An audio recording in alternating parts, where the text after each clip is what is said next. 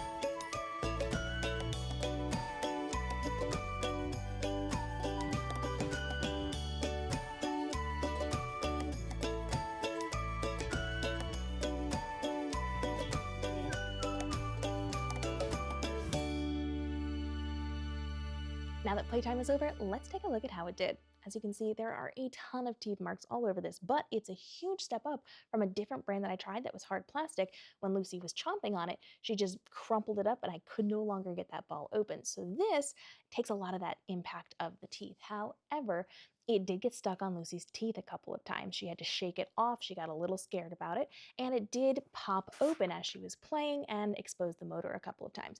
So you do need to make sure you're paying close attention as your dog is playing with it so that nothing bad is going to happen when it pops out. Now the motor is charged by that USB, so that is going to be something that does not have an internal battery. So you're not going to have a battery like a watch battery pop out and you have to worry about your dog eating that. That is something that is going to be a part of your remote, but it is not something that is going to be inside of the toy itself. When you do put it in, you have to make sure this little motor does line up with the ridges on the inside. If you don't have it exactly right, it is not going to work properly, and it may not close either. Sometimes when you go to close it, it kind of closes like that, so it's got part of it open. You need to make sure that it is fully closed. You can see how sometimes it doesn't quite catch the ridges. Make sure it's fully closed to help prevent it from popping open or getting stuck on the dog's teeth. You can see we do have some chunks out of that line right there that got stuck on Lucy's teeth, so you got to be very careful with that. It is squishy, and Lucy absolutely loved it. This is definitely going to be a toy that's suited more for dogs that chase things around the house rather than Lucy's just grabbing onto it and that's it. It did scare Gemma and Ember. They weren't too keen on the motor inside of it, but Lucy absolutely loved it. She had fun playing with it. I did click it so that it had the different speeds and different travel capacities, but because Lucy didn't want to let go, it wasn't a lot of chasing. So it just kind of changed the way that it was shaking around inside of her mouth, which was also fun, but is not going to be something that is super sustainable for a longer playtime. So this for her is definitely going to be a shorter playtime. It's going to be a highly supervised playtime, and it does allow me to turn it on and off, which is really nice.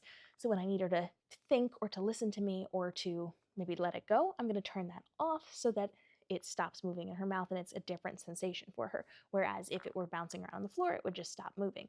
So switching back and forth doesn't help me with Lucy a lot, but the start and stop button is very helpful, and it does make sure that I have the ability to grab that when I'm going to need it. So overall, this is really nice. It is something that's going to be be highly supervised with Lucy, but it might be a great fit for you and your dog. This is linked down in the caption below so that you do not have to go searching for this on your own. If you want to give it a try, it is definitely a step up from all the other bouncing balls that we have tried before. And I think we're going to get at least a good handful of playtimes out of this before anything happens with the foam coming off too much.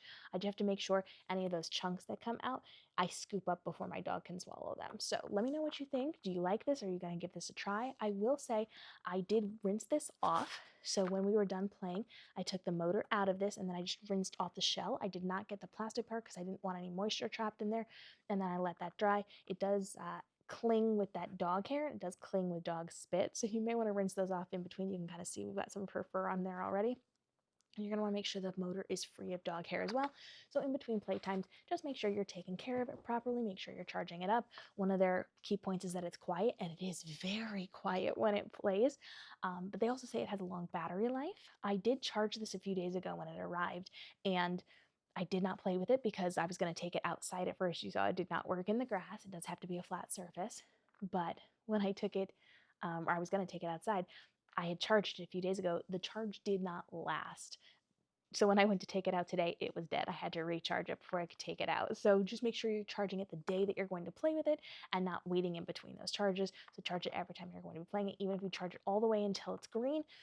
If you wait to play with it, you may need to recharge that. So overall, pretty good. I'm definitely going to play with this with Lucy again, but I am going to make sure I'm paying attention very closely as we are playing, and we're going to see if we can get Gemma and Ember warmed up to this as well. Let me know, are you going to try it? And follow along for more tests on how you can be playing with your dog, enriching them, and giving them more excitement in their lives. We'll see you in the upcoming episodes.